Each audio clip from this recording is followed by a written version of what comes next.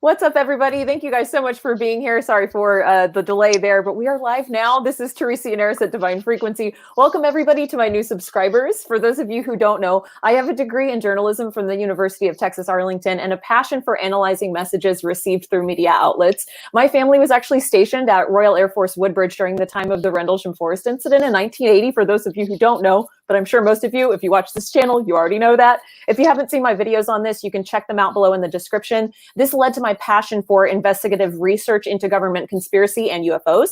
We have Jim Penniston with us today. Thank you so much for being here. Thank you for having me. Absolutely. He's a retired United States Air Force Security Forces. He served active duty for over 20 years.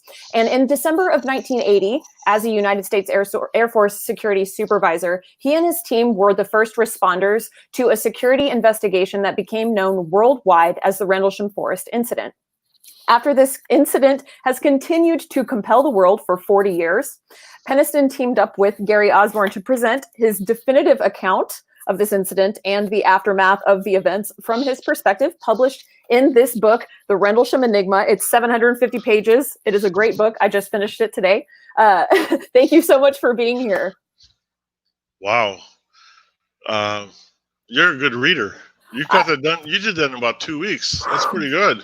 Jim, I have to tell you, I did not read every single, I did like speed reading. There were parts that I like really dove into, but some of it that I was like, okay, I think I got it. And here's the best part, Teresa. The best part is, this is feedback from the other readers. Some of the readers are on their 7th or 8th reading, and they're still finding something new in it. I'm going, yeah. I said, well, because one of the things we didn't do is put an index in it, and we did that on purpose. Okay, we didn't want people to go ahead and just look for certain things in it. We wanted them to read the book, and that's one of the things that we went back and forth, Gary and I, about the indexing. And so no index in it. And so if you're mentioned in the book, you're going to have to read all, because you could be in chapter 3, you could be in chapter 7, and then follow it up again in chapter 10. I mean, that's how spread out it is. Yeah, and I have to say, I really enjoyed the footnotes in every chapter, how you really gave an exhaustive dive into the notations you were using. So I really appreciated that extra material. Well, we owe Gary Osborn he's got such fortitude to do that. I mean, we went back and forth. He drove me crazy. He's relentless. He said, we got to go ahead and put these other statements in. We got to put these other the other witness statements, and that's what he did. And I said, well, you're addressing stuff I don't care about.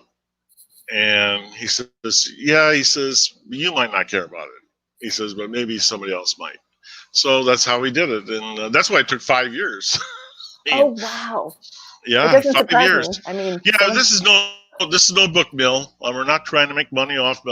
Well, Gary's in it for the money. I mean, he's an author. That's his business. Mine goes to charity. So if you want to know it, believe me, Teresa, that book there, my portion would be going to either Wounded Warrior or sometimes I give to St. Jude. I have a few other. I probably shouldn't mention the charity, should I? Oh, you can. Oh well. Well, give them a plug. Oh, well, thank you for writing it, and thank you also for your service. I really, really appreciate it. Hey, it was an experience. I think, you know what, your dad, me, we're there because we enjoyed it. We, that's part of us giving back to our country, and that's what you do. Well, I'm honored to connect with you. I've been following this story since I was born. As I was born into a family, I was born in 87, but it happened in 1980. And so my whole upbringing has been around this incident. It's just so nice to be able to connect with you. I'm just so honored, and thank you for coming on the show. Oh, thank you for having me. And you know what? We went over this before. I seen a video maybe 4 or 5 years ago, 3 years ago. I can't remember, of you. And you did the other book, the Encounter book, which, you only had what you could work with. But I tell you what, I says, you know what? She actually read the book. And, so I posted that on our Rendlesham page, and I didn't recognize you when you contacted me because you had blonde hair then. Yeah. It's so cool. I was so excited. I was actually listening to Fade to Black radio, and it was some interview, and then you popped on my Twitter feed, and I was like, Jim Penniston, and I totally freaked out. And I was so excited to connect with you over Twitter, which is, for those of you who don't know, how we got connected and how we were able to do this interview. So that was really exciting. Yeah. It's it's I guess we owe Fade to Black something, huh? Absolutely. I owe Fade to Black a lot. I love Jimmy and Rita. They're wonderful people. Okay. Jimmy is a good interviewer. Don't get me started. He's a matter of fact a great interviewer. Yeah. There's some people that I can only count on my left hand that actually do their homework and are good interviewers, and that's pretty bad. It is, considering I'm only thinking about 3 or 4 people, and I won't name them because that means everybody else is not on the list. I agree. I love Jimmy. He just said he's so knowledgeable, and he just interviews in a way that I'm just like, yes, that's the question. So I appreciate him. Real quick, just to the people who are watching, I would like to welcome my associates, Idris and Ariel. They'll be moderating the chat this evening. So if you have any questions, make sure that you're putting them all in caps to make it easy for them to get those questions to me. And we're going to go ahead and dive into the interview. So my first question for you, Jim, is in your book, you said that you wanted to write a book that you always wanted to read about the Rendlesham Forest incident. And I want to know, how did you accomplish this? And what is it in this book in particular that makes it the most important piece of literature about the event thus far? Because it's true. Everything else, okay, all the documentaries you say they have their own agenda. And believe me, the best part of the interviews I did, those documentaries, are on the cutting room floor. But what they want to do is they want to make money. They want to, whatever's interesting, whatever they can sell, that's what they for. So documentaries don't go by them. The other thing, we had a bunch of books come out, people trying to make money on this, saying they were there. Believe me, I know exactly who was there on the first night. Monroe Nevels and Chuck Halt, they know exactly who was there on the third night. Okay, I mean, but we have people trying to insert there. One guy even wrote a book, said it was firsthand account, and he wasn't even involved. He was in the barracks. So those things that's the misinformation that was coming out. I mean, tons of it. And even including, how the binary came about, for example. They think that it just, I just decided to release it after 30 years. No, that's not the case. No, it was discovered after 30 years by somebody else, by John Burroughs and by Linda Moulton Howe during a film shoot, and I described that in the book. The other thing is how did the disinformation stories get out? And a lot of the books have been written on the disinformation story that the government put out. I think it's amazing. And so I've been sitting back for 4 decades going, God, these people, that story really worked. I mean, the government was really good at it because it worked. Because they all believe that's exactly what happened. So I wanted to do the book to make sure that the people would be informed about Rendlesham, know the facts, and they can make up their mind any way they want on it. I don't care. I know that the reason it took 5 years is because we verified everything I said in it and verified other people's statements. Not just 2 levels deep, but 3. The notes section, sometimes they're 7 level deep, just to verify what's being said. What else you'll find in the book? You'll actually find people that were there, people that were involved. I mean, not the mainstream ones, but the ones working the control centers and the ones that are working security police supply and the ones that they're all there. And even after the first book was written, the guys I worked with got a hold of me. They're always saying, "Why didn't you bring this up? Why didn't you bring that up?" I said, "Oh, I should have, but the book was, that was a small book. And in this book, I put all that stuff in there. And hopefully it's what everybody wanted and would appreciate seeing in the book about Rendlesham. Absolutely. I know it's definitive. And you were so hyped on the first book. I said, "Oh my God!" I said, "She's got to read that second book." Yeah, and I'm so excited that you did this, because for me, as someone that was particularly interested in your story, it was very illuminating, and I felt like you were just really honest about what you went through. It was a real deep insight into how you felt as you went through it. And as a media person myself, I know that a lot of times what ends up out there on the internet or whatever, it's really just a small portion of what's really going on. And what I really appreciated is that you were letting us into that more like intimate facet of the truth. And with something that's so multidimensional and multi-layered, it's so important to be able to hear your side of the story, because there are so many different things that are happening that you're going, okay, let's take a step back and let's actually go through this step by step so that people can see how it plays out, because things tend to be a lot more complicated when you hear the whole story. People try to just sum things up online and paint something a certain color, but usually things aren't black and white. They're usually a shade of gray. And I think that that's what's just really beautiful about what you did in publishing this book. Thank you.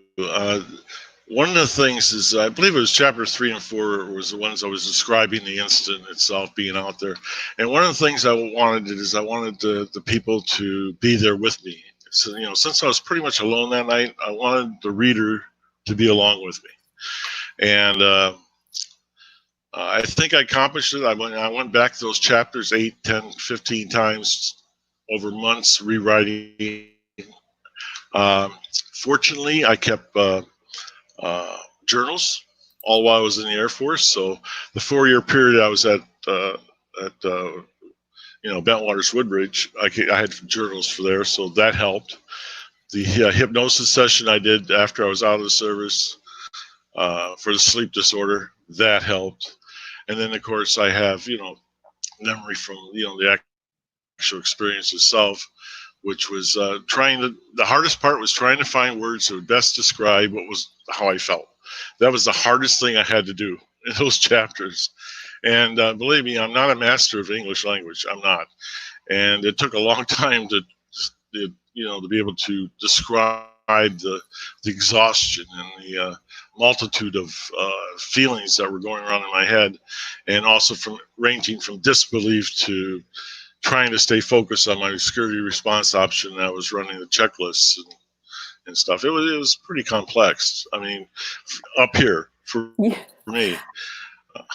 Absolutely. I mean, and I think that you did as a writer and an author. I mean, you did an incredible job, and as an experiencer too. I mean, you did a really good job of showing or showcasing how you were really falling back on your military training. My dad was in the military, as you know. He was there. He was an A-10 pilot during this, and so it's like you were doing a good job of showcasing how you were trying to stick to the training that you'd been taught in this circumstance, where it was clear that things were very different than just a normal situation. And so as you were having that realization that things were very, very weird and strange, it's like your emotions are kind of wrapped up in this, your security details. So you were staying very, very on point with making sure that you were following all the correct steps and procedures with not only yourself, but all of these other people that you were trying to manage. So I thought that you did a great job of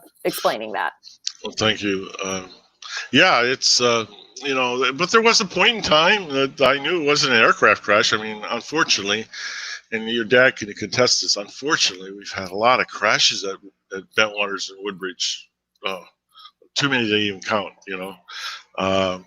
They started naming streets after him, and they ran out of streets on Bentwaters. The pilots. It's terrible. It's horrifying. I don't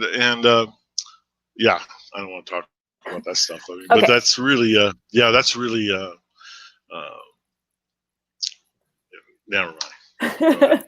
Well, okay, so we have a lot to cover, and I have about 8 pages of questions that I know I'm not going to be able to get to. So what I'm going to try to, So what I'm going to try to do is, if we could take maybe the next 10 to 15 minutes tops to try to cover what happened just that night on the 26th. And so you can answer with really short answers. You don't have to go too far into detail. I don't want to have you hash out the whole thing. I know it's very complex. And for those who don't know about the Rendlesham Forest incident, I'll just encourage you to get this book and read the full story, but this is just meant to be more of a survey so that you can understand what happened so that we can get to some of the other questions. Does that sound good to you, Jim? Sounds great. Okay, so before we get into the details of the event, for those of you watching, I would like to set the stage here. So Jim joined the Air Force in 1973, and then he was immediately selected for special duty with the Strategic Air Command Elite Guard in Nebraska, and then he was later promoted to sergeant. He served the United States President, general officers, and congressmen as security detail for the Strategic Air Command post. He was then reassigned to Royal Air Force Alconbury, England, in 1975. I actually lived in Alconbury with my family later on. That's a nice place. Yeah, it is. And then Jim was reassigned to Malmstrom Air Force Base in 1977. And then in June of 1980, reassigned to the 81st Tactical Fighter Wing, of which my dad was actually an A-10 pilot during that time. And then Jim was promoted to Staff Sergeant and became a United States Air Force Security Supervisor and Area Supervisor of the 81st Security Patrol Squadron. Is that all correct? Security Police Squadron. Security Police Squadron. Got it. Okay, so we are grounded in. So for those of you who don't know, the Rendlesham Forest Incident is one of the most, actually the most likely significant event in UFO history. And we're about to get into what makes this event so special. So let's go ahead and on the night of December 26th, 1980, if you can just give us a brief overview of the very first communications that brought in this strange phenomenon to your attention of all the lights. I was contacted around midnight by the control center, security control center on Bentwaters, and they said I need to go out to the east gate. I said okay. I said what's going on? They said well, the two patrolmen will brief you when you get there. He says go code 2. And all that was unusual. That's the first part about being unusual. They always told us what the situation was before we got there. And so I said, okay, you want me to run with lights on? And I got to find out what's going on when I get out there, okay? And so I did. And that, the drive I was at the chow hall, so it was like from 5 minutes, maybe 4 minutes to the east gate. And when I arrived, I contacted Sergeant Steffens. He was law enforcement. And I said, what's going on, bud? And he says, he pointed over to the Rendlesham Forest area, and you could see, multicolored lights in the woods. It was about 300 yards away. And it looked like maybe a fire or something like that. And I said, well, I said, do you hear anything crash? And he goes, no. He said that it landed. I went, well, that's impossible because the forest the trees are planted like 5-6 feet apart. I mean, nothing can land in there. So I went to the direct line, got a hold of Central Security Control, and when you hit the control center like that, and I was responding, and so when I'm making that phone call, I got like 5 people on the line at the same time, and they're all doing their own little thing, right? Whether as I'm talking. And anyway, from the comm plotter to the flight lieutenant to the flight sergeant, I mean, just everybody's doing their thing. And I says, well, it looks like it could be an aircraft crash. And and over the course of talking over a few seconds, Sergeant Coffey, the senior controller, comes back. I had checked with London radar, Eastern radar, and Bentwaters radar, and says, yep, we lost contact with a bogey about 15 minutes ago over Woodbridge base. Bogey is a unidentified aircraft that does not have a transponder like civilian aircraft have, so most likely it was probably military, we were thinking. And so therefore we had at that point in time, we had the emergency situation confirmed. Okay, we had a visual, we had the loss of radar of the craft, and then the lieutenant comes back, who had been in a discussion with the wing command post, who had been talking to the base commander, because our SALFA agreement, status of forces agreement, you can't go off base, just run around England. American forces can't do that. So you have certain rules that you have to follow. One of them is you got to have an emergency situation. And that's, we said, downed aircraft, possibly military, would be our business. And we're authorized to go ahead and assemble a team. deploy off base with no weapons. I take the crash kit, which is in my Jeep. The crash kit is stuff that you got to have for the crash site. It's pretty simple stuff. It's a grid map. You got plotting boards. You have signs that says entry control point, things like that for the first responders.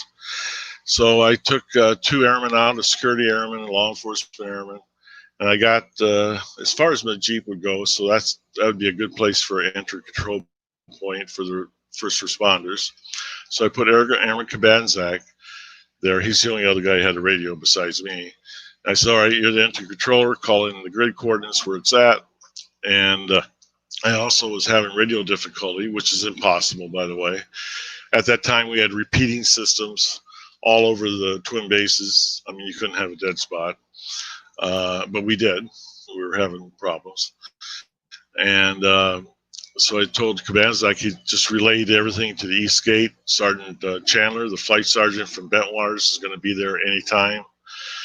He was taking my spot after I left the base. And so as I proceeded, toward the Rendlesham Forest. Rendlesham Forest sits in between the twin bases. It's about 3 miles of wooded area. It's like a crop to the Forestry Service. They like grow the trees for like 10, 15 years, and they cut them down and they replant. So at the time, I had about 150 to 200 yards of cleared area that had been cut. So I went up pretty close to where the entry control point was going to be to the forest edge. So as I went with the law enforcement guy, I remember Burroughs, we approached the forest entry point. I had my camera for the crash kit. I started taking pictures. At the time, just to update your audience, who's probably younger, a lot younger than me, I had film in the camera. You got 36 photos in it. That's all you get. Quick so question. I took pictures up to, yes. Quick question. So at some point, I think what's fascinating about your account is that it's up to this point, you're really preparing to see something that's been crashed. You're preparing to see an airplane crashed somewhere in the forest, or that's what I felt like reading the account. But at some point, you shift because you realize that something hasn't crashed. So can you talk a little bit about when that happened and how you responded? Because I know at some point Burroughs even said something like it landed. And so you have this shift in consciousness. Can you tell us a little bit about that? Sure. We get to the forest edge. I started feeling physical things that were different, like static electricity and stuff on my hands, skin, hair, clothes. And as we went into the forest, I had Kabanzak back to my left rear 50 yards. Burroughs was 20 feet to the right rear over here. And as I went into the woods, I could see, it's a bright light behind this berm. Oh, in the berms, that's how the forest looks. It's 5 feet high berms that would go through there. And I don't know if you can see them, it'd be like that. And that's the way they planted the trees, by the way. And behind this earthen berm was this bright light, and it dimmed down. And of course, then it flashed up, and then I hit the ground, and I believe Burroughs did too over there. And there was no sound. It just was a light, and I got back up, and I knew then at that point in time it wasn't an aircraft crash. So I terminated the aircraft crash, called it in, the SRO for that, security response option, and I initiated a helping hand situation. And that's a security situation of a telephonic up-channel report that's done via the radio of a possible hostile threat that would endanger the priority A, B, or C resources of the twin bases. So it went from a recovery operation to a security situation at that point. Did I answer your question on that? Yeah, you did, absolutely. So at this point, it shifts, because now there's this element of danger. I really sense that when you were talking about this account, because you go from kind of the realization that, okay, this is not a crash, this is something different. And then when you go through the initiating the helping hand, you have this realization that you could actually be in danger. And I thought that was really an interesting shift as you were moving forward. And then at some point, oh, go ahead. Yeah, the aircraft crash is recovery. I mean, they're usually no one's ever alive from them. Okay, so it's usually you're gonna try to set the entry control point up. It's more functional. You're gonna go ahead and tag out maybe classified. It's out human parts or anything like that. You will try to identify that stuff, and so it's one from recovery to a security situation. And at the time, it was there was a heightened security situation throughout the whole theater. I mean, in 1980, we had the Cold War, and it was at its height. We had different type of terrorism. We had the Irish Republican Army. We had the Red Brigade out of Germany, Black September, those type of groups. Bader Meinhof. Ooh, still remember all those terrorist names. It's terrible. Those were bad people. They were. Anyway, we had the ports at Felixstowe and that, and we'd had Russian trawlers that would be coming in there. All this stuff was classified at the time, by the way, Teresa. Not no more. I mean, but one of the things that the OSI would watch is if you had contact with, let's say, a sailor that was Russian, you're supposed to report it in. I mean, this is the type of tenseness that we had. We also had perimeter observation of the bases. That was routine. Some said they're legitimate groups that follow tail numbers of airplanes. That's a club, I guess. And some that who do you know? Who else? There are other people you don't know what they were doing. They're on the other side with a camera. So usually what we did with those people is that we take. That's why I had camera. If they're taking pictures of us, we took pictures of them. Gotcha. Okay. But it was pretty tense. It was pretty tense that way. I mean, let's face it. The war mission of the twin bases is with the 6 squadrons of A-10s, not all at Woodbridge, but I think Woodbridge had 2 squadrons. That's quite a few aircraft, by the way. Their job was to go ahead and fight the Warsaw Pact.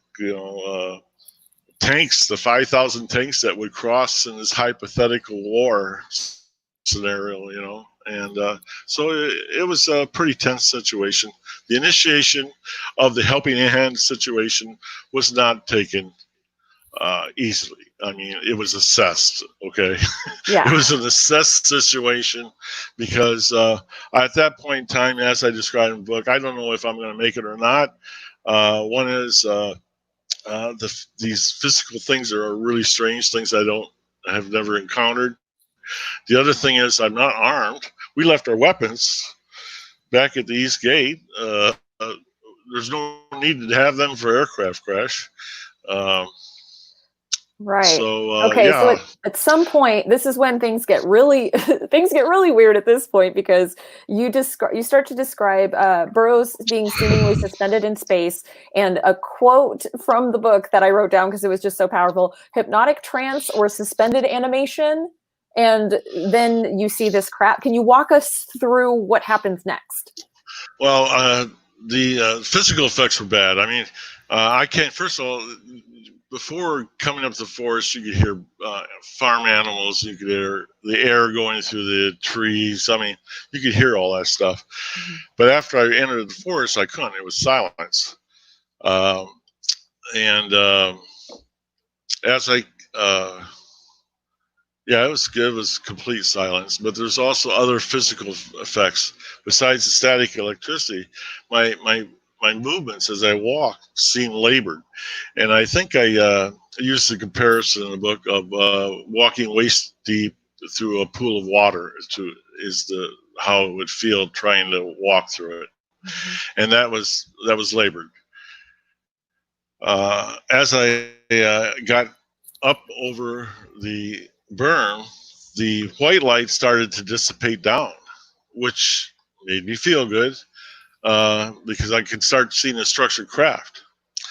and it was a triangular craft. And finally, the white light, there was just a little bit coming out from underneath it, and there was a black opaque craft in front of me, triangular in shape, small too, very small. And then the physical effects, like the labored movements, dissipated. They started going away, and the only two things that didn't go away was the silence, the dead silence, and I would say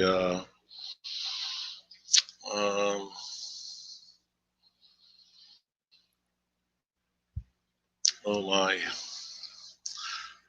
I guess the dead silence was the one, and maybe I would say I'm pretty sure I had that static electricity feeling pretty much all the time. Okay. So at some point you started to record things with your notebook, and you started to walk around the craft. Oh, yeah, I ran out of film, and so at this point, with it powering down, and then I have these globular colored things running through the shell of the craft, the skin of the craft, and they finally started to slow down and dissipate, and then all that was before me was a black craft with white light coming out from the bottom. And I says, I looked around, and I'm at this point in time, I'm inside what I call the bubble of influence there, and within 5 to 8 feet of the craft. I looked back to my left, and I got Kabanzak, who's motionless, not moving. I look back at the Burroughs, he's over just standing there, he's not moving. And so this is odd too, another odd thing. So I said, well, I'm probably next, so record as much information as you can, Jim. The only way I can do that is hopefully keep transmitting on my radio, which I did, that they could possibly hear me. Just because I didn't hear them don't mean that they couldn't hear me. That was my hope. And the other thing is, if that wasn't working, I had to take notes. So I took as detailed notes as I could for if I didn't survive. That way the command element, the base, would have something to say what happened out there. They'd be able to make those 06 decisions, the kernel decisions, and see what they wanted to do with it. And that was my job, really, to make sure they had the information at that point in time, because obviously there's no armed force there. I mean, the craft was too small. I paced it off. It measured 9 feet. That about my 3 large steps I made. So about 9 feet. 9 feet was on each side. It stood maybe about 6.5 to 7 feet tall. I couldn't really tell because it was sitting, on the other side of the berm. But okay. And then at some point you had, by the way, you're doing a great job of summarizing this. I know that it's a lot of information, and you are doing such a good job of really telling the important parts. So thank you. And so at some point you touch the craft and you get a transmission of ones and zeros. Can you walk us through what that was like for you? Okay, well, let's see. I started to do my walk around, the 360 around it. I am looking for everything that would make this thing fly. It had nothing that made it fly.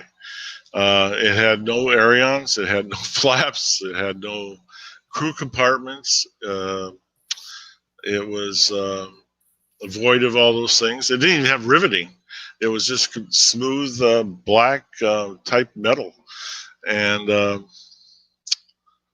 so I was aware of research and development from when I was at Offutt. I mean, from the R&D that was being done there was 50 years in the future, and there was nothing like this. I mean, all the things that planes need to fly, this didn't have. For all purposes, it was a flying brick. I mean, this thing couldn't fly, but it was there. I mean, these are the things that are going through my head. And as I walked around, I did see there's writing on. Wow, thank God, it's going to say something like NASA, USAF, even Russian sickle, anything, it would be okay.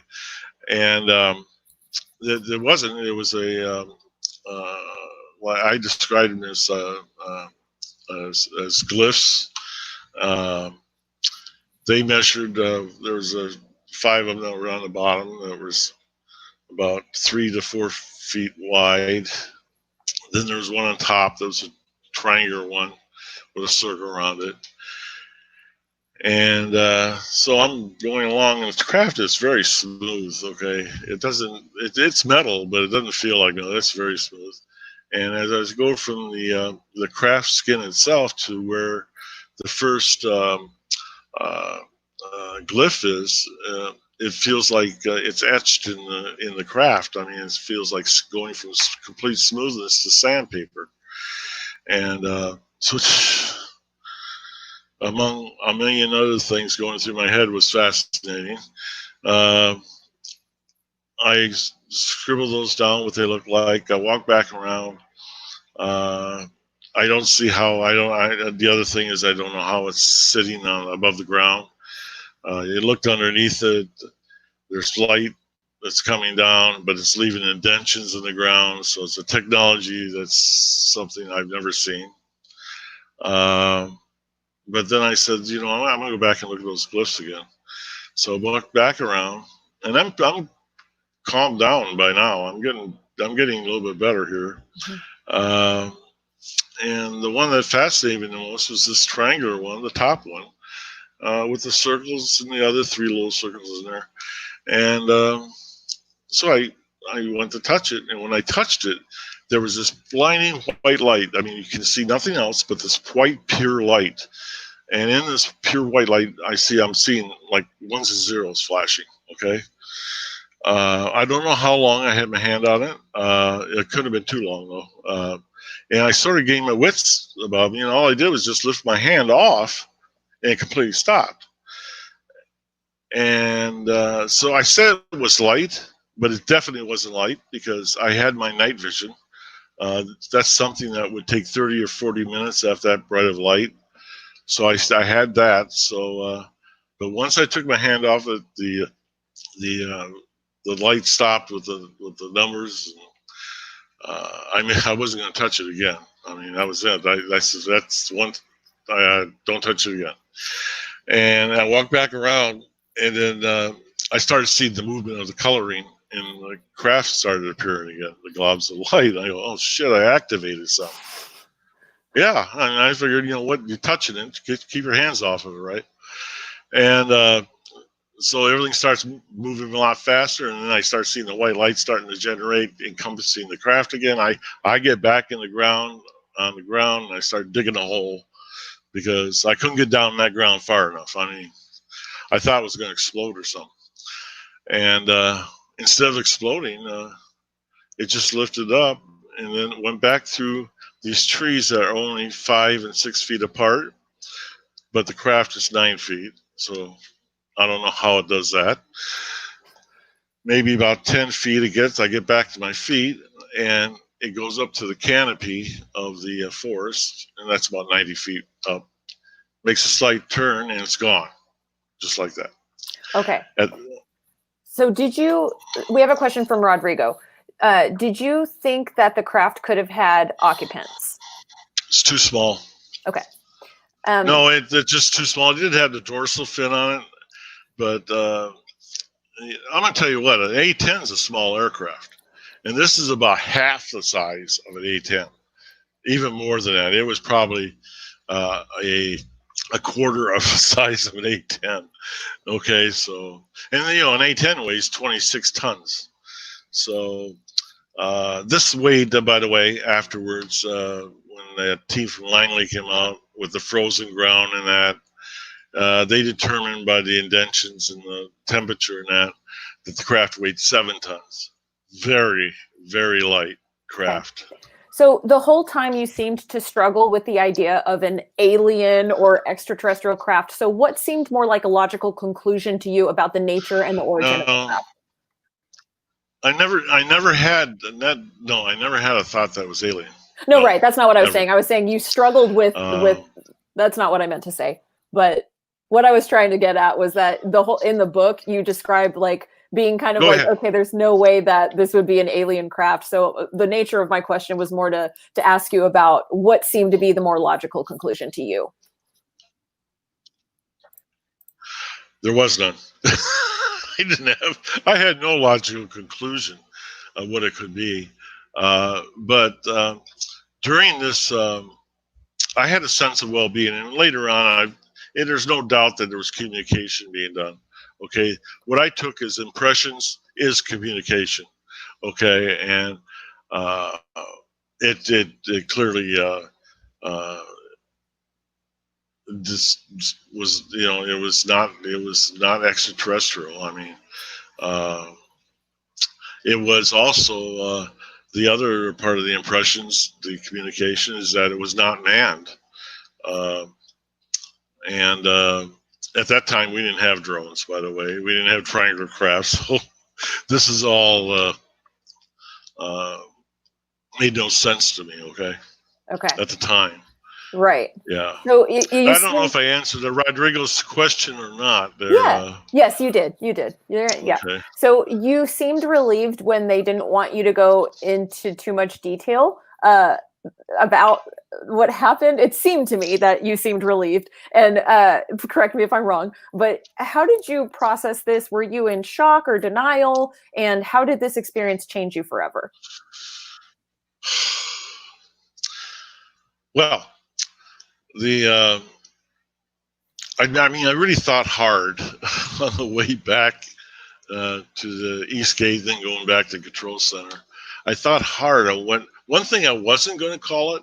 I wasn't going to call it a UFO. Mm-hmm. That's a career ender, okay? In the Air Force, no one uses that term. They'll make up other stuff, okay? And that's exactly what I did. I came up with a true statement. I called it a craft unknown origin.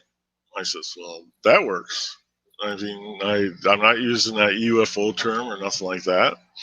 And so when I went and reported back in to Captain, I kept it generic, and said it was a metal craft,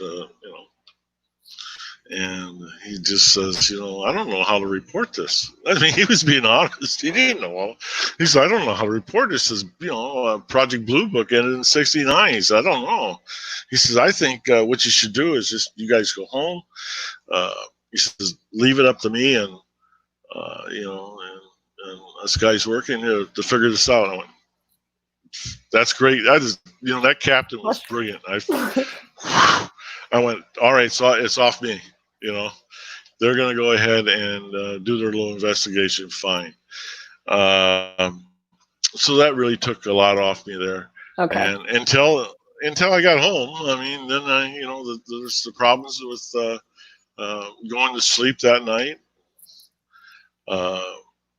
I couldn't sleep. I mean, I figured it was, from the trauma of the event itself. You know what I mean? Just I was so hyped up, and so anyways, like midnight, maybe 1 o'clock. I said, I'm not going to sleep. So I get up and said, why not? I'm going to be up all night. I might as well make a pot of coffee. I did, and I sat at the dining room table, and then I'm starting to run the whole previous morning through my head.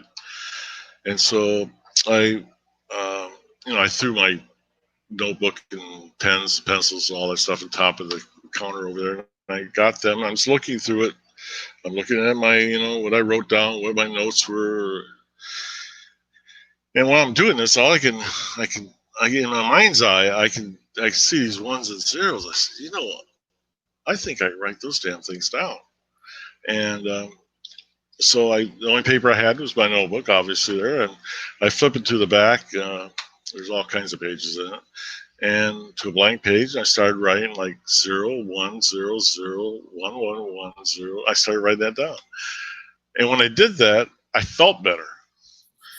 I went, wait a minute, I might not have to go into the base hospital. I might not have to go and tell them that. Can you imagine this story? This is the alternative. I'd have to tell the base clinic, okay, I had an encounter with a craft of unknown origin. I seen a bright light with ones and zeros. I can't get the ones and zeros out of my head. I wake up at night, and when I started writing them down, I felt better. Oh my God. I mean, that's the end of your career. start the discharge papers. I mean, and I made a conscious decision to, I was a career at that point in time. I had top secret clearance, and I was in my 6th year of my top secret clearance. It wasn't like I just got it. But anyway, as I started writing them down, it felt great. Matter of fact, you know how it is. You have a pen in a drawer. You always get the one that doesn't write, stops writing. That happened. I mean, I panicked. Trying to find one that would be able to write again, and I found one on the road, and I finished up, and I started just as fast as I started. I finally there was no more ones and zeros, and I just stopped. Do you still have access to the binary code, or is that gone? Like it's out of your brain now? I just gave you the first line to the binary. Oh, wow. So you still remember it? I do. Yeah, parts of, yeah. Wow. Yeah, I know. Really yeah, it's like it's burnt. I mean, yeah, I mean, I have written down a page of it since then, but it freaks me out too much. I don't know if I can write down all of it, or I don't want to try. Okay, I don't care. It's pointless. Question for you. This is actually a question from my father. What other paranormal events, if any, were known and investigated by the 81st Tactical Fighter Wing security and intel operators? Did you know of anything else that was? None that I know of. Okay. I know they had, folklore stuff like, the witches and that from Lavingham, from the 15th century. And then there's old ghost story about East End Charlie and an old World War II. It used to be a World War II recovery base, so he knows that. Yeah, there's those kind of stories. I mean, but as far as an investigation, we didn't do it. Afterwards, the investigation, of course, the captain and the major went out for the squadron. So they were conducting the investigation for the 81st at that point in time. Then when I went down to the OSI building, they told me to write everything down, and this goes away. And that's exactly what I wanted. So I wrote everything down. I mean, I had 4 pages of legal paper, and I just wrote everything down. And because I wanted it to go away. And even though the squadron was doing that type of investigation at the time, and the base commander, by the way, was investigating too, because in the book, they answer your dad's question, that later that morning, he sent Sergeant Nevels out from disaster preparedness along with Lieutenant England and to investigate the landing site. And, they went out there and they took radiation readings and all kinds of stuff and pictures, things like that. Okay. So that answers your dad's question. Yes, there was involvement from the CG Combat Support Group with Colonel Conrad investigating, and then, of course, the squadron. Okay. But then there was also, when I had OSI, they told me, I knew the OSI agents. There was like 8 or 9 of them. And these people that interviewed me were not OSI. I didn't know who they were. Besides, they're wearing suits. And so they said that it's a ongoing investigation, and I thought that they're probably most likely from the NSA, because that's that's where the OSI overseas in England at the time. They didn't work for anybody on a base, but they did work for the State Department in London. Okay, that was their legal way. I think I answered that for you, Dad. I'm not sure. Yes, definitely. Okay. So how many military personnel on the twin bases were included in any responses following the investigation? Or in other words, how many personnel were issued any kind of response about the Rendlesham Forest incident within the military?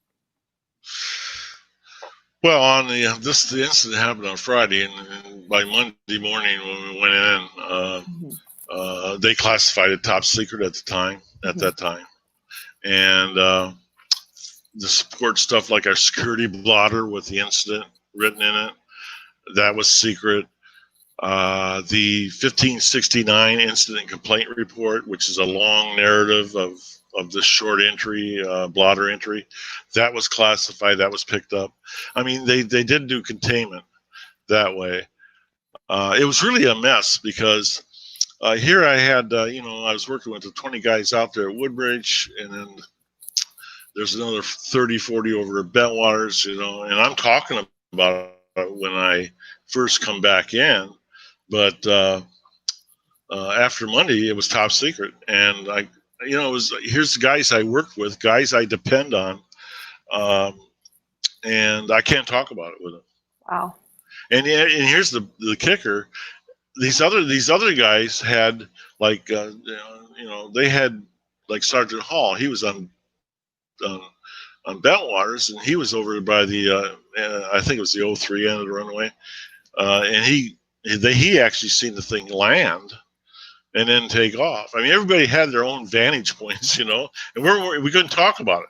I mean, I only find this stuff out when I'm researching a book. I know. Wow, it's incredible. I mean, it's really but containment does work. I mean, and then they had that situation, with lights in the sky with Hall on the third night. Right. And man, that was just beautiful for the containment story, because they added that to it, and they combined the first night and they eliminated that, and the first night went away, and it was pretty much it was buried for probably about 8 years, 9 years. They did a good job. I mean, right. So then thank you so much for sharing all of that. That was a beautiful summary. And then I love in the book how you get into how the media starts to open up about it and people start to talk about it. And you kind of come into alternative media, which is my sphere of influence, which is so funny. When I read that you wrote sphere of influence, it shocked me because I use that phrase too. And I was like, we are totally twinning here, which is so cool. And so I wanted to ask you a little bit about the alternative media side of things, which I'm really interested in. This might go into theories, okay? Go into theories, okay? Totally, yeah. I'll let you know. Okay, and so my first question in this is, with the internet and the rise of independent researchers, complex events such as this one, with multiple different people involved and different stories told, people can reach incorrect conclusions, which I know can be highly frustrating, especially when you're central to the story and you have so much data that overlays and overlaps. So I wanted to ask you, Jim, what have you learned about the culture of online independent researchers over your experience? They're not researchers. I know it's terrible. I mean, I'll read books, I'll read stories, all this other stuff about it. How many have interviewed me? Well, I'm going to tell you what, the people that actually interviewed me, you included, I think can be down in maybe a dozen, maybe 15 people. They got documentaries coming out. They have one coming out with, I think it's called, what's that called? Something, code name Rendlesham. No witnesses interviewed. I mean, what they're doing is their research is looking at documentaries that are probably at best half right. Oh, I mean, it's frustrating, and this is the reason why the book's written. By the way, it's all these things that are going on with this misinformation. I was going to set it straight. Hey, I'm 65 years old. I'll tell you what. I don't know how many years I got left, but I wanted to make sure that the people had the information about what really happened at Rendlesham. Excuse me. Would you say?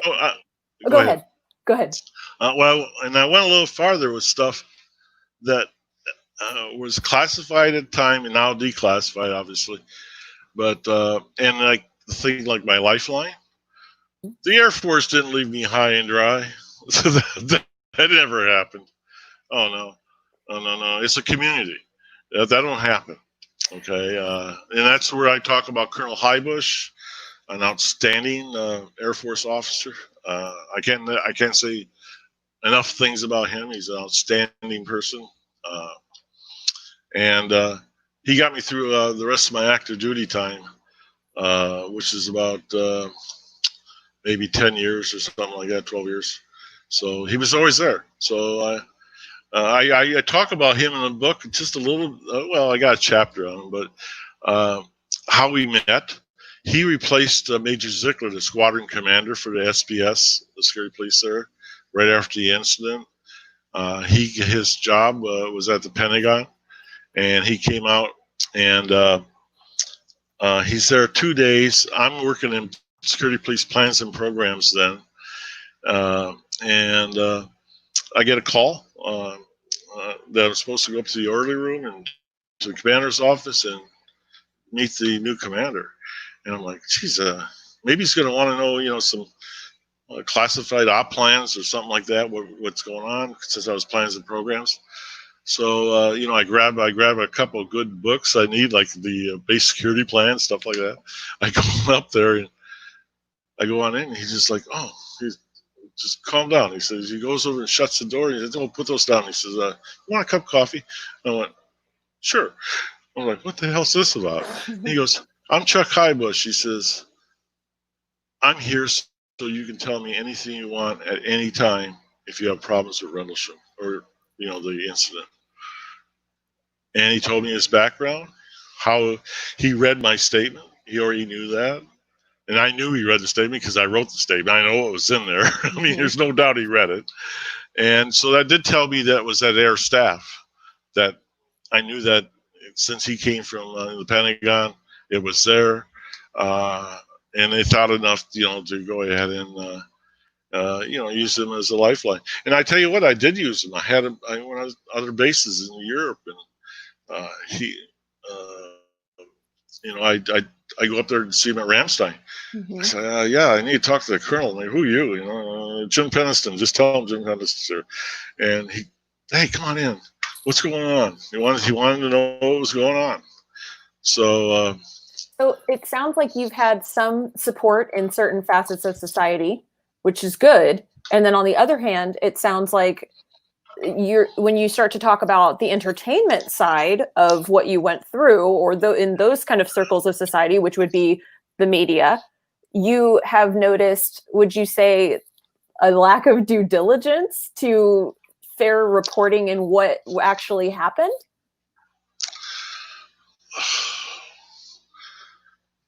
I don't. That'd be kind to say that. I guess it's. I don't know what their motivation is. Maybe they want 15 seconds of fame. Maybe they want their next book to sell. I don't know what it is. Maybe I find a lot of these people on the lecture circuit mm-hmm. are stealing from everybody that goes there, and that's why I don't do many. Mm-hmm. And I tried to dictate who went to some of them with some of the organizers. That didn't work out because there's too much money involved, and so I'm very selective when I do an event. I'll give you an example. There's a well-known, very popular, multi-book person who's on the lecture circuit, who says he's an historian and all this stuff with ufology. I met him 4 times maybe over the last 15 years. And during that time, he's never asked me one question about Rendlesham. Mm-hmm. Not you'd think a researcher would want to know that stuff. He never asked me anything. And I find that's true with most of them because all they care about is their own narrative, selling books. It's just like when, the TTSA stuff came out. I said, don't listen to those guys. And they go, what? No. I said, well, there's real witnesses. They say, yeah. I said, there's probably real witnesses. I said, but those guys are in it for money. I says, I don't doubt for a second there was a ATIP, the Pentagon program for monitoring foreign satellites and stuff like that, technology. I don't doubt that at all. I don't doubt that the commander of the Nimitz seen something. I don't doubt that stuff. I said, but those guys are in it for the money. Anytime they're asking you for money for you to, I think a good case in point is the C5 stuff. Okay, why would anybody ask you for money? with that. If that was a legit thing, why would you need to pay for it? You know? So I have a question about, so in your book, you actually show some of the media response after the event happened. And I wanted to ask you, how did you feel when you saw the artwork in several newspapers and articles that showed this Rendlesham Forest event as little aliens abducting people? And how did you feel about how the media was portraying the event? Well, it didn't bother me because I'll tell you why, because that was the cover story. I thought it was normal. When the media came out with those kind of stories, floating aliens, all this stuff, I went, oh, yeah, because and I described that in detail with Sergeant Ingalls in the book, how he spread that around.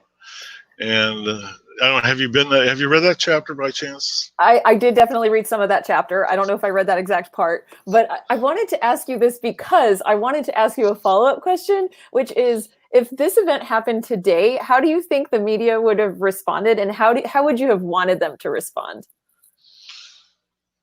I don't think we could have had the containment today. No.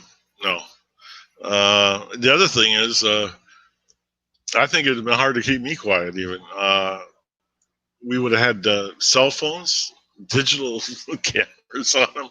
I mean, I just don't see how it would have been. Yeah, I think it would have been almost impossible to contain it today. I really do. Question. That's a good answer. Yeah. So you wrote a chapter on disinformation, and I loved how you included the definition right at the top. You just front-loaded it, which is containing intentionally false and misleading material, often combined selectively with true information, which seeks to mislead and manipulate either elites or a mass audience. So I wanted to ask you, and I know you've touched on this a little bit, but I want to ask you directly.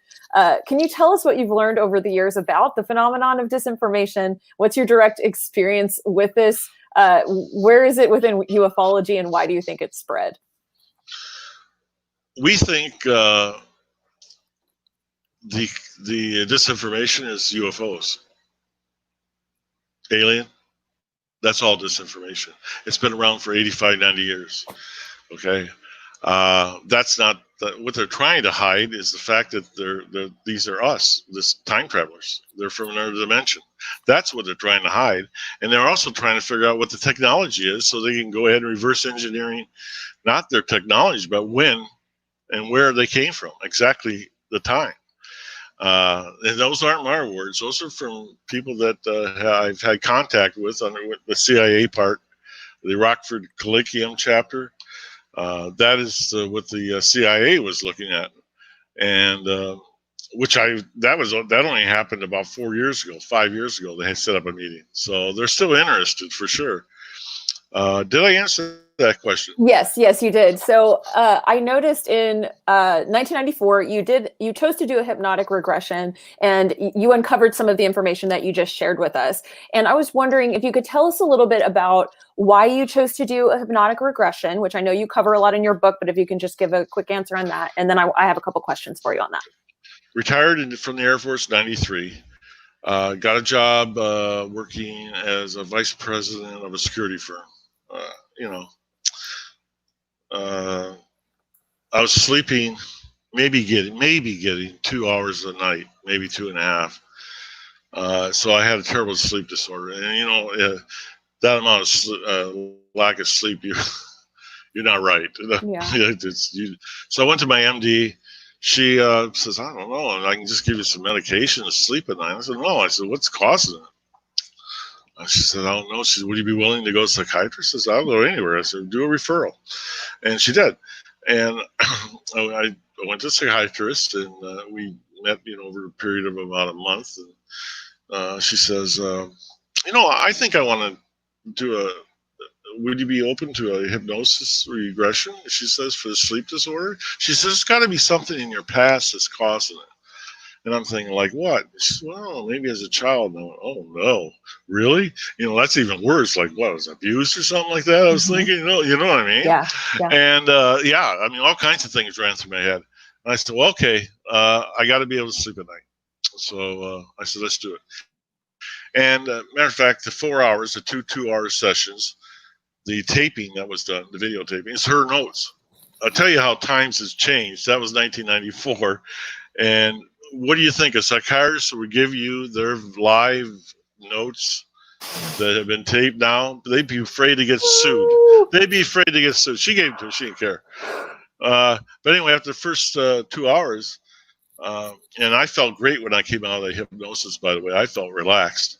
And I looked at the doctor. She's got her mouth on the table and her jaw. And I said, what's wrong?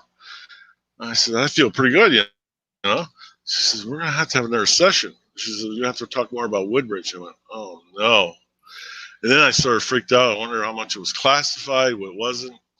So I got a hold of Colonel Halt, and I said, what parts are classified? He said, well, as far as I know, it's all declassified. And so that's why I went in for the hypnosis. No, she had no agenda. Okay. She was no UFO person. Right. She was a doctor. She's a doctor. She's trying to help a guy with a sleep disorder. That's okay. it. That's what I love about your story, is that you're just a guy living his life, and you've had this experience, right. and you're just so honest about everything. I don't know. Exactly. That's exactly it. Well, and something that I've noticed too is that as a media person myself in the public eye, people sensationalize so much, where it's like, okay, I know you think that it's that. It sounds like it's going to be so interesting, but the truth is usually just like something normal happened. And yeah, you know, that's the one thing I could never figure out, even with the other witnesses. That not all of them are witnesses, by the way. They say they are. They're trying to sensationalize a sensational event by itself. Why would you want to do that? I mean, the whole thing's sensational. I mean, why try to sensationalize it? I mean, it is what it is. Yeah. Yeah. I don't know why people do that. I really don't. Yeah. And I tell you what, another thing is they get people come up at maybe at a conference. Oh, I wish I was out there. I says, I wish you were there too. And yeah. I was not. You know, and they just look at, oh, really? Because they're all giddy about it. There ain't nothing to be giddy about. You don't want to go through that shit. Yeah, that's another thing. Yeah, that I'm glad you brought that up, because I would love to ask you about that, because I think people really, they have this idea, especially people in the UFO community or are interested in UFOs, that they have this escapist mentality, like they want to be an experiencer, they want to have these abductions occur, and it just shocks the hell out of me, because for true experiencers, it's a very traumatic thing. It's not something that you are excited about. Can you speak to that, please? Yeah, well, I don't understand that. You're right. It's some kind of mental thing. It is with them for the need. I'll tell you right now, 99% of everything that's in the sky is it's identifiable. Okay, it's either man-made or natural phenomena. There's a 1% factor. Yes, I mean, obviously that happens. They're not trained observers. Tell you right now, if it's blinking, it's not a UFO. It's an airplane or it's a drone.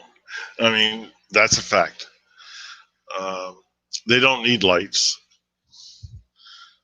Okay. Also, to go into some of the theory thing, and I don't want to. And people, you know, there's people I met at these conferences. They had legitimate experiences, you know, mm-hmm.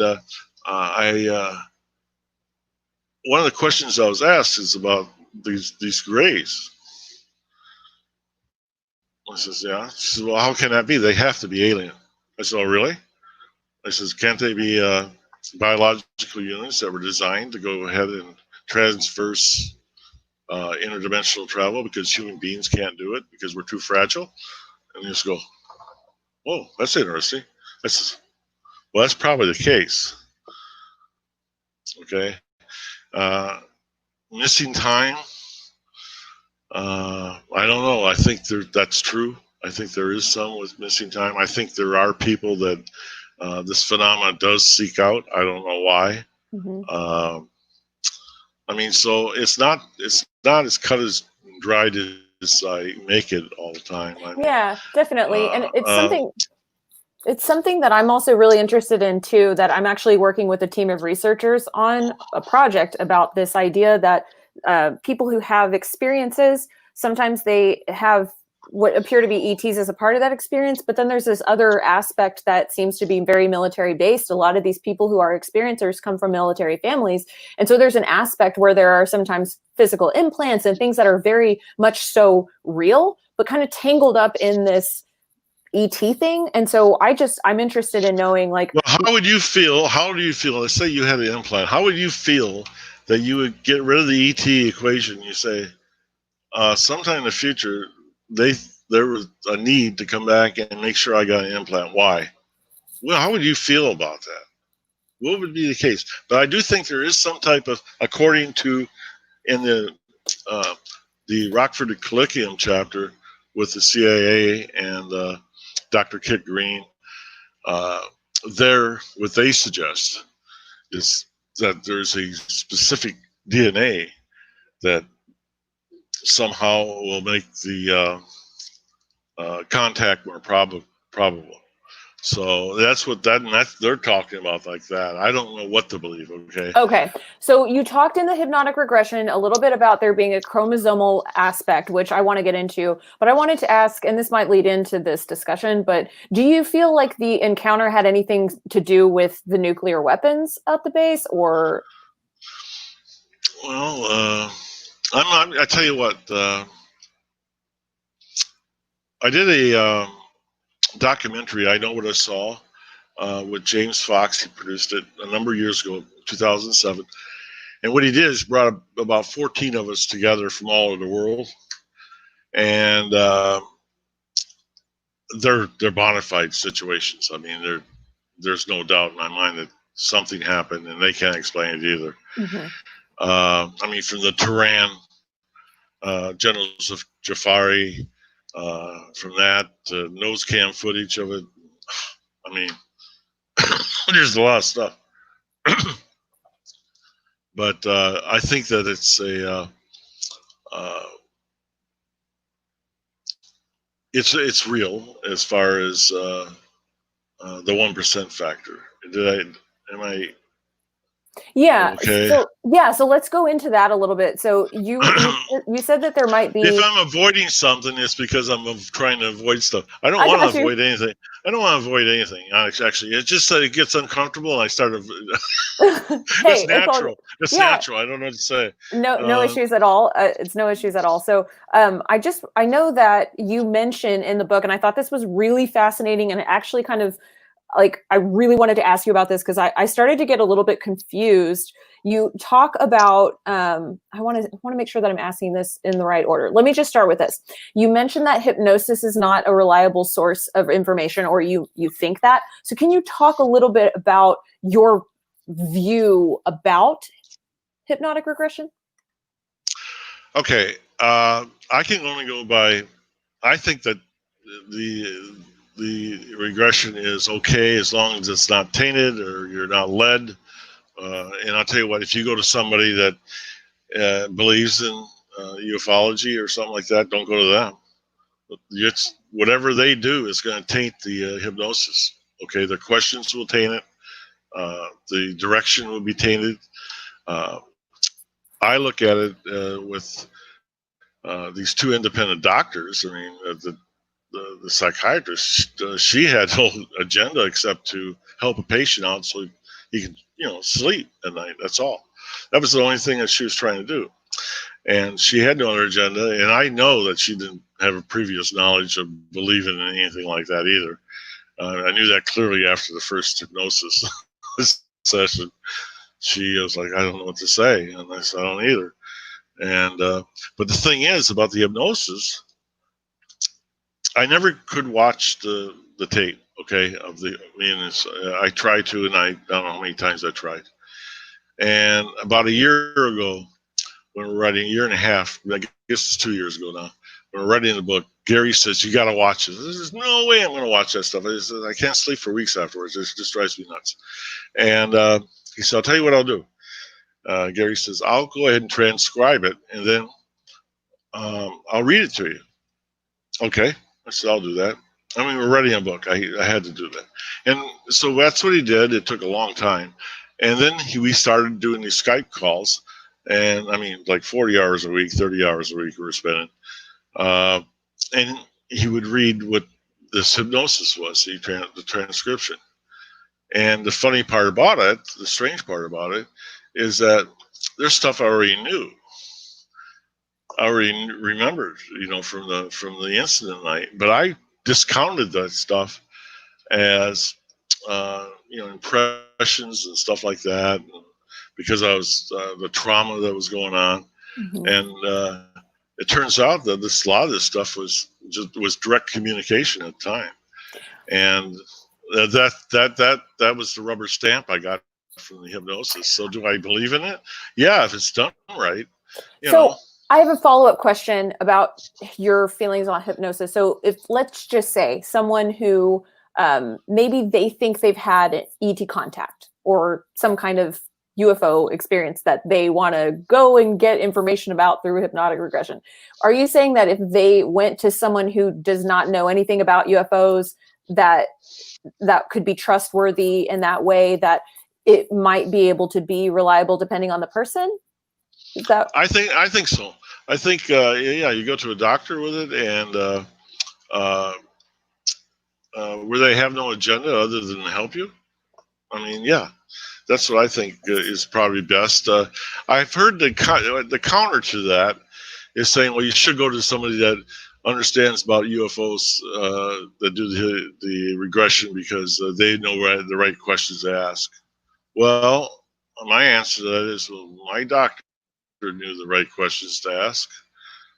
Yeah, I guess it kind of gets into a sticky area, because it's almost like having an opinion. And this is just my perspective. It's almost like I can see both sides of it, because like you just said, maybe it would be good in some kind of capacity to go to, it doesn't, I guess what I'm trying to say is it doesn't necessarily mean someone who knows about UFOs is necessarily going to approach the situation with an agenda, just the same way to say someone who doesn't have any experience with UFOs, they might also have an agenda. So it's almost like, I guess it more so just really depends. And I am agreeing with you, because I think what you're ultimately saying is it just depends on the doctor who you go to in general. It's a depends on situation. Okay. I know that it's probably better to, go to a real doctor. I mean, someone that's, don't someone that got their hypnosis thing off the internet. I mean, come on. Right. Yeah. Don't stay away from those people, or Totally. the ones that, a psychologist. They go to school for a long time. Yeah. And I got another friend of mine that's is a psychologist too, and she goes, yeah, I can do that. Regression. She says, and I know she's well schooled. Yeah. I mean, it's not like I went on and did the internet course and they certified me in 6 weeks or something like that. So, I don't stay away from people like that. Yeah. Because they could actually they would be able to. That's the other thing. Always get them filmed. Get them filmed from the start. This is my recommendation, and to the ending when you're all the way out of it. Okay, that way you can go back and see if anything was injected into it or anything was biased, or you can do that yourself. I'm glad you brought that up, and I appreciate you mentioning that it's so important to work with medical professionals. And on that same vein, I have a question for you related to media and research and due diligence and information. Because my question for you is, do you think that there's a place, or let me ask a better question. How do you think academic research could fit into this whole phenomenon? Well, we think it's the key to it. Okay, because it fits in really good. Our Rendlesham Forest research team, which has been in existence for now 10 years, we have expanded to many professors from different universities, experts in their field. For example, the time travel. Let's talk about time travel. You got a little bit of time to talk about that? I got some time. I got time for you. Well, this is one of the things academia is going to be. They have been have rubber stamped everything that happened at Rendlesham. Okay, they're doing it, rubber stamping it. And Jack Safardi, physicist from San Francisco, he has papers out on time travel. He actually believes that Tic Tac is a time travel type craft. And their theories also support the bubble that was around it, matches Rendlesham, and the sphere of influence. Okay, that there is also the same thing that's going on with the Tic Tac. He has papers that he wrote on this that are just outstanding. We have people doing book in archaeology, like Professor Masters. I think he just put a book out about the going back throughout, through studies that he's done and he's expert in.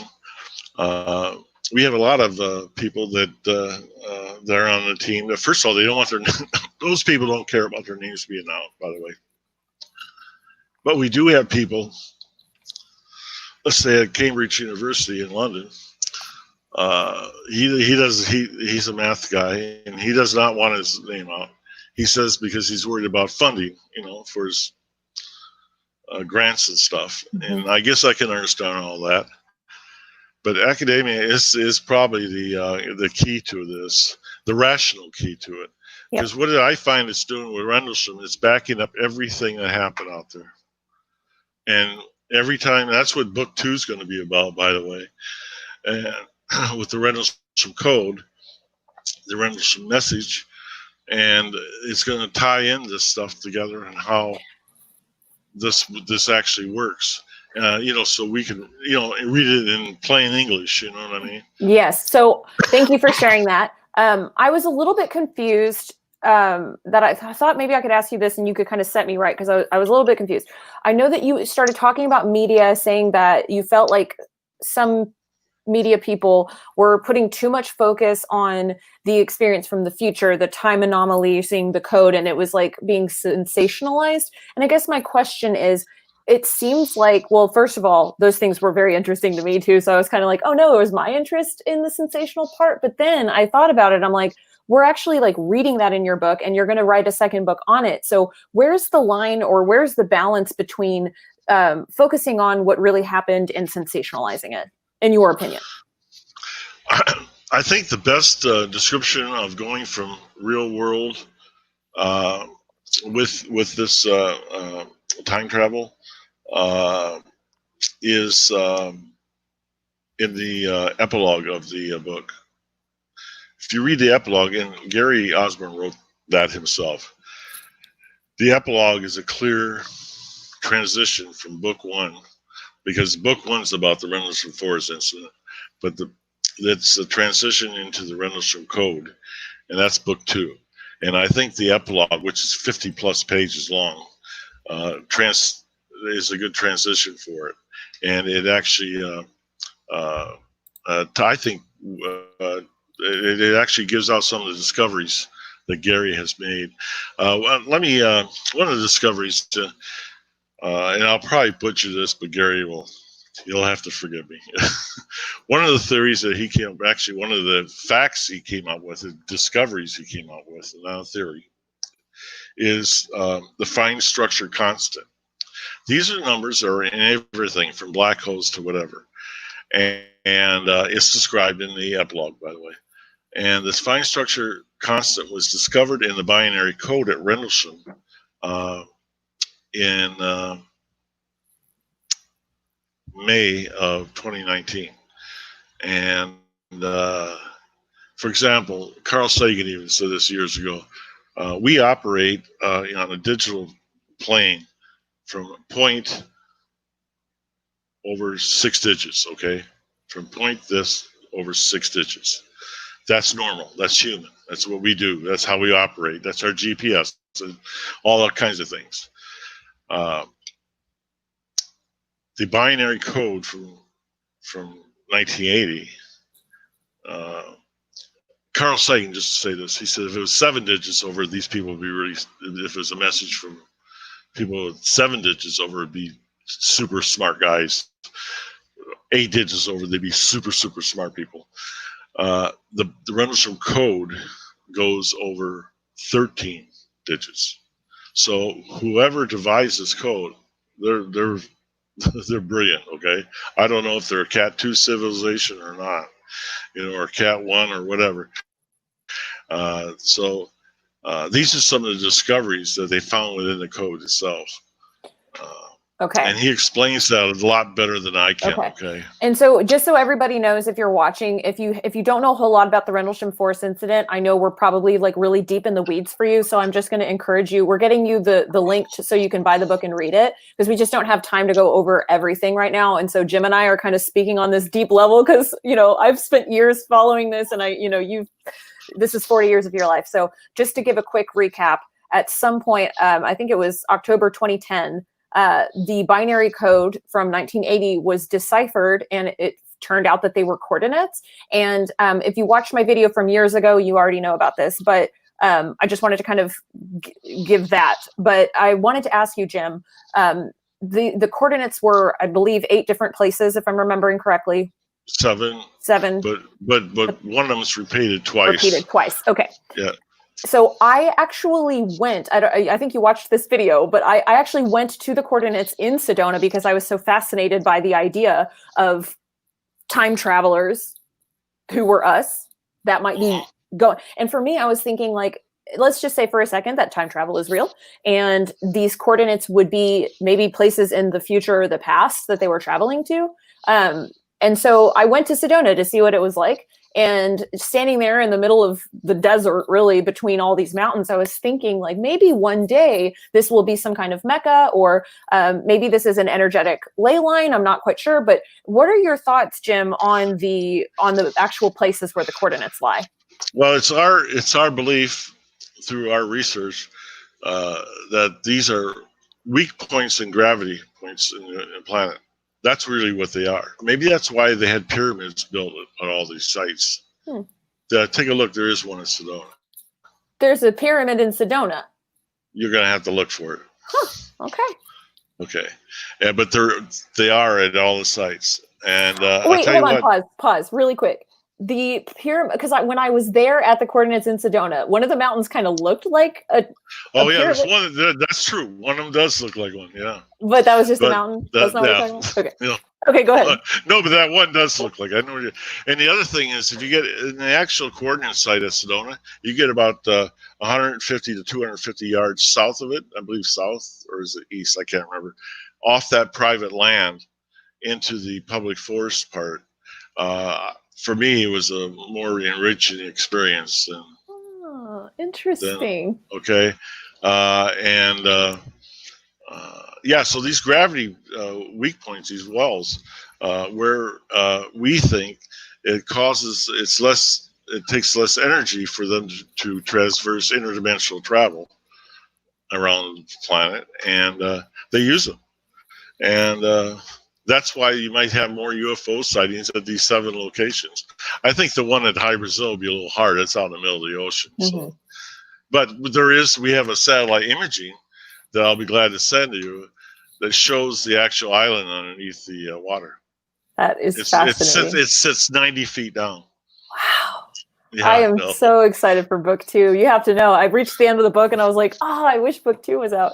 I'm so excited about it. It's going to be so and then Gary has got some other things that, he's got these coordination of the code within the code, different points around the Earth based on the coordinates. On a global scale, it's down to an inch. How do you do that? That's an inch. Yeah. So, and the other thing is one of the discoveries that is also in the code that will be in the book 2 is the hidden chamber that is in the Giza. That's there. This hasn't been discovered yet. It will be.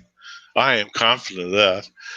And matter of fact, in the last couple of years, they have suspicions of a hidden chamber now. So interesting. It's interesting. Yeah, it's interesting how this stuff is starting to formulate and back up what happened at Rendlesham. Absolutely. I really look forward to book 2. Something that I've been doing a lot of research into for the last few years really has been conspiracy media. As you know, really my whole life I've been interested in it, coming from a background with the Rendlesham Forest incident. But specifically in the last few months, I've been reading a lot of academic papers around the effect of conspiracy content. And I think that this is just my personal opinion.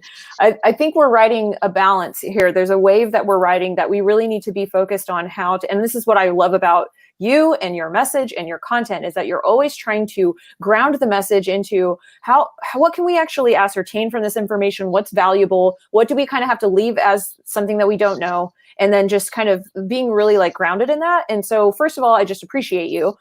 Second of all, something that I wanted to talk about is related to kind of the end of the book where you go into the code. And I know you're going to extrapolate on this in book 2, but the idea of apophenia, which is finding patterns in random groups of information that aren't actually important at all, but we find them to be, if you know. And so I see this happening in conspiracy media in different realms of information processing. So my question is, how do you think that you can express this kind of information in a way that isn't going to bog people down into things that aren't important? And how can we assess this information, analyze and synthesize it in a way that's useful to us?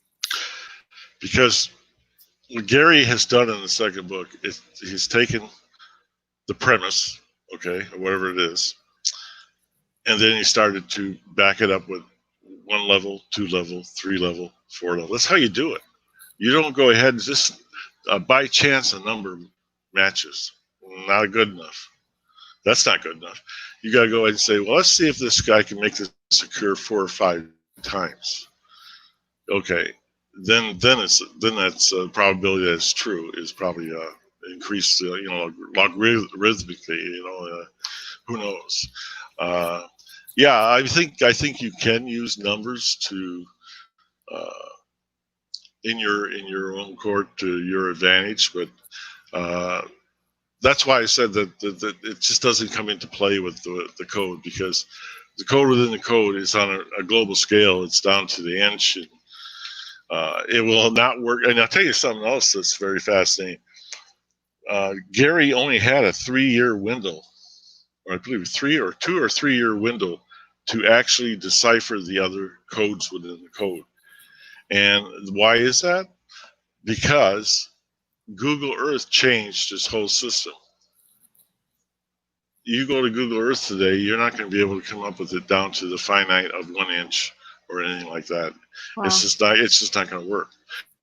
But if you do it from the 3-year window, it works every time.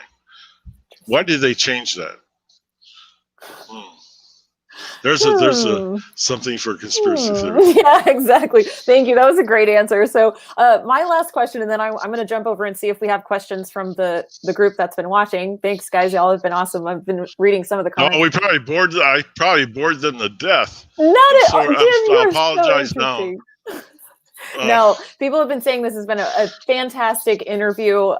So no, Jim, this has been so great. We're so appreciative of you to come on Divine Frequency. We love this kind of content. And so we're really enjoying this. So my question for you is, I know that you have expressed a lot of concern in this book with how the media, the alternative media specifically, has been covering the Rendlesham Forest incident. So my question for you is, how would you like the alternative media to cover this event in a way that does it justice in your eyes?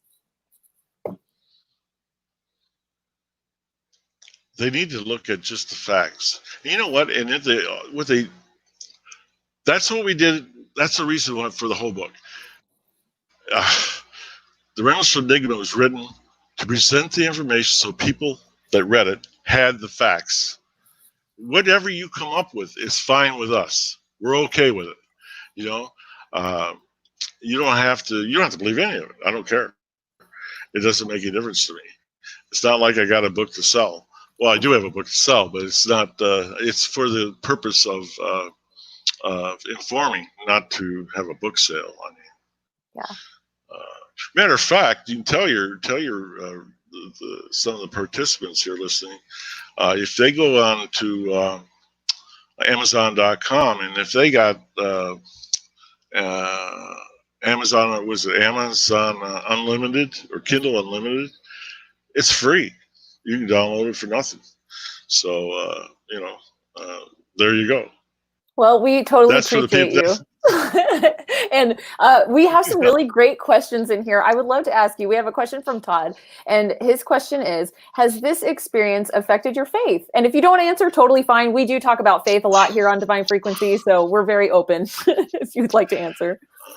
No, it hasn't affected it at all. I think that I think faith actually helped because hey, it still all fits. It still all fits. I mean, they might be for the future. They might be, who knows what time in the future. But the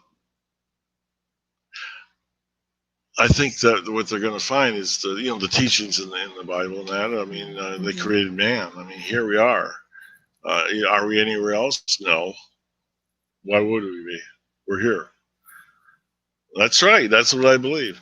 I love it. Yeah.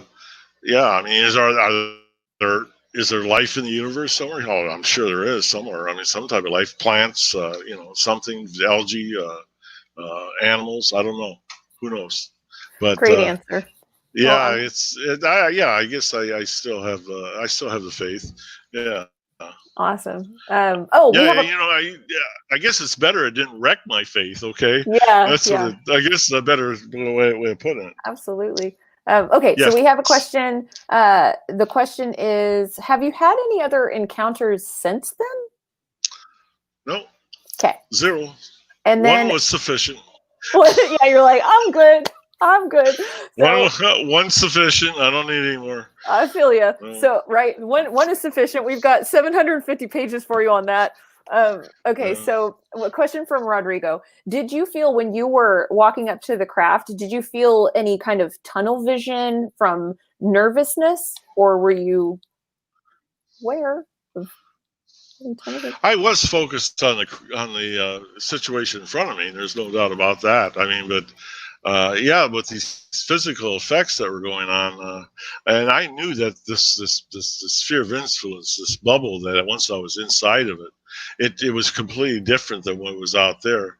I mean, it had physical effects that were actually proven.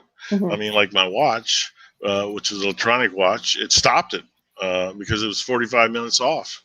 I mean, so I noticed that right away when I got to the control center. But yeah, inside that bubble, it felt like it was out of sync. I was out of sync. It wasn't like I was operating like everything outside of the bubble. Everything outside of it seemed frozen. So I have a question. Out of all the people that you've talked to, because I'm sure that you've talked to so many people that have had some kind of the same things at some point happen, maybe some of it. I know it's pretty anomalous, but my question specifically is the labored walking that you experienced. Has anyone ever told you, hey, that's happened to me too? Or has that been completely anomalous for you? Had 2 people in all my encounters that mentioned that. Some of the things that were never put out in public, I kept to myself until this book. And I waited for the Q&A sessions at conferences. If anybody ever has to say, well, I experienced this, and if it matched something I hadn't put out, I always said to them, I need to talk to you after this. Okay. And I did find a lot of people like that. But I get accused of, well, you didn't put all the information out. No, I'll tell you, it was a struggle. Hey, I piecemealed this stuff up because I wasn't ready for it. You guys weren't ready for it. Right. I mean, it was a challenge. Some of the best therapy I got was writing the Encounter book, and definitely writing the Enigma book. Yeah. And I'll tell you right now, anytime I do an interview or do a conference or anything, like I can't sleep the night before. Even this one. And it's not because it's not nothing to do with you or the interview it's just that I know that it's going to be a tough night tonight. Yeah. The people asked me, they said, well, how do you know so much detail? And I said, because the incident happened most likely a couple of days ago or last night or it for me, And I says, I go over it and over it and over it. Yeah. And and so it's just, but once I get into the interview, like today, you can't shut me up. Yeah. I'm like that. But I dread them. It's not because I have fear of talking in front of Right. people. Like, I could care less about that. Right. It's about even today. I catch myself trying to avoid a question, trying to skirt it. Yeah. So I brought myself back, but I'm doing a lot better with it. Yeah. Well, and it's a lot. I mean, it's an experience that was a crazy experience to go through. And then I feel you on this for sure, because the internet, and not just the internet, but everything you've been through with, giving the talks and being on TV. I mean, people are cruel, and they want to, tell you you're lying, or they want to, poke holes in your story or whatever. And you're just sitting here going, I'm just trying to tell you what happened to me. And you're just trying to be honest. And anyway, I just want you to know, thank you from my end. I've really enjoyed everything that you've put out. And one of the lines I use is from a movie. I can't remember the movie. When I get a question like that, like, oh, you're full of it, or this, or whatever. Well, some things are true whether you believe it or not. That's just the way it is. And whether you don't want to believe it, that's fine. I don't blame people. I'll tell you what. If I was interviewing myself, I'd be asking some tough questions. All right, tell me this, prove that, do this, what? I want to know, because I'm a skeptic. If you can't tell, I'm a skeptic, and I still, after all this happening to me, I have a skeptic. That's why I really look at other people's situations. I don't discount what they're saying.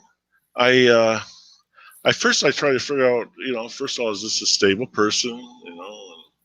You know what I'm saying? Yeah, I mean, there's a lot of instability. I mean, and there's some questions. I got questions. I mean, I met a lot of people, and they come up with a lot of, some real tough stories. I'm like, damn, wow, and they think I have an answer for it. I go, I don't have a clue.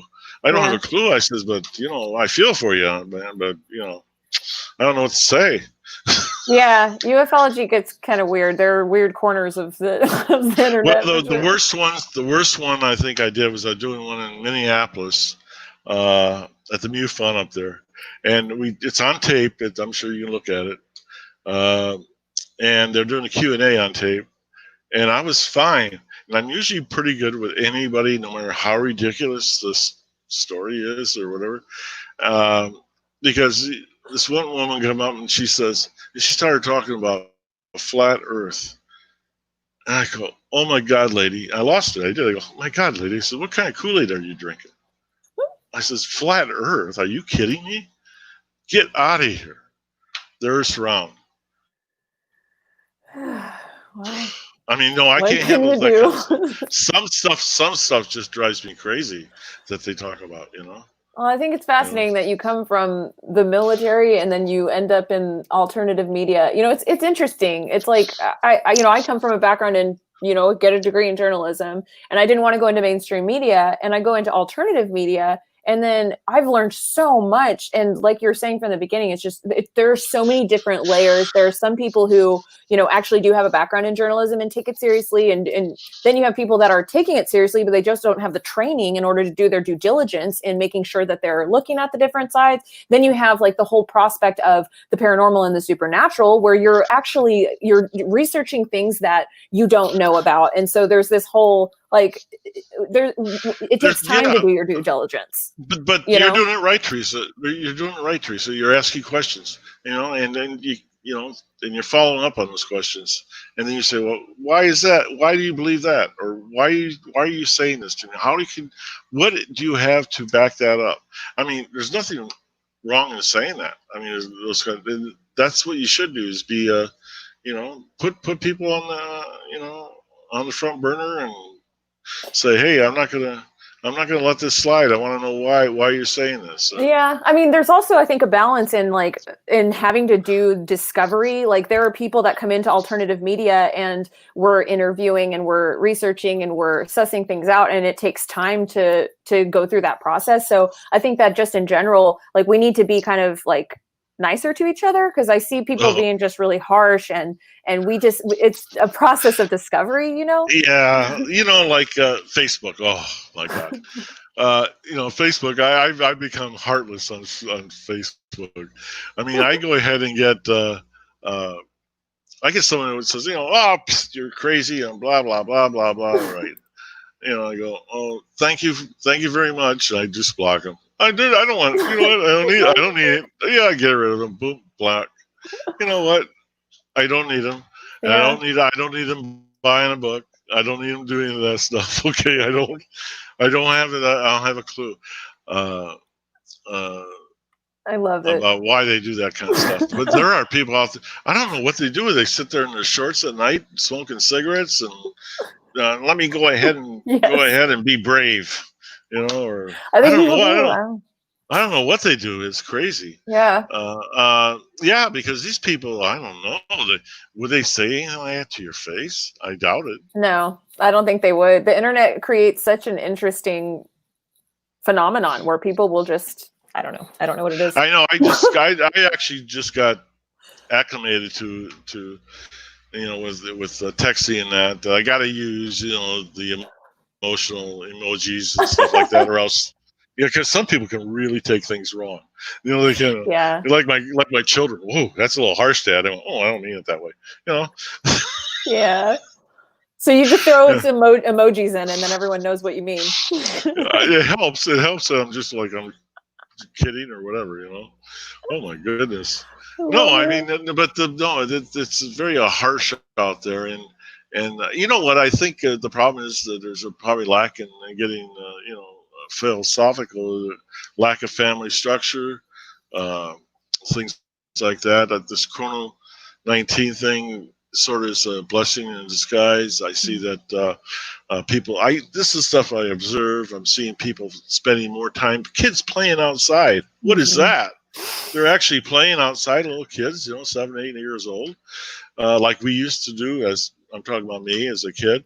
We used to play outside. Yeah, you could play out there, not sit in front of a screen, that kind of stuff, and interact with people. And I think they get a little calloused, by not interacting. And the only thing is that's really up to us, and teaching our children to what's important in life. I don't want to get too philosophical about it. Hey, we love philosophy here on Divine Frequency. You can get as philosophical as you want. No, it's just that's the way I believe. Yeah.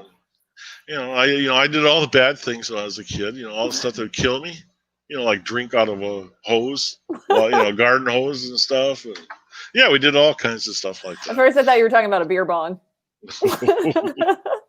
No, I'm talking about when I was a kid, or you get a glass mason jar and you collect lightning bugs and stuff like that. Yeah, and I don't think our parent would let any kid have a mason jar. It's glass that's 6 years old nowadays. They didn't care back then. We didn't have seatbelts in the car when I was a kid. So. Oh my gosh. Yeah, it's a different world we live in. That's for sure. Thank you so much for giving me this much time. I'm just so thrilled to get a chance to talk to you live. Thank you. Yeah, and I think you're doing really good work with this, Teresa. And I like the idea that you're sharing it on YouTube and that, and because the more people can listen to it, the better. Yeah, absolutely. Yeah, we love to post these on YouTube. Informing people. I just have one. I would like to end with one question for you, and then we can close out. And I thought this was such a great question, and I didn't even think to ask it. So thank you, Rodrigo. What do you think about the fact that the military branches, namely the Navy, want UFOs reported? They stopped that. They put a regulation out that's stopping. They didn't have a regulation to stop that before. They got one now. Okay. Yeah, they have them talking about the Air Force automatically did one too, and the Air Force didn't have one for years. So yeah, they actually sort of quelled that whole thing. If you looked at those film clips are from back 2003, 2005, something like that. So yeah, they don't want you talking about it. That's why they got the regulations in effect now, because they'll burn you for it. They'll do disciplinary action. Yeah, they'll do disciplinary action for you now. So that's what the Air Force and Navy got it.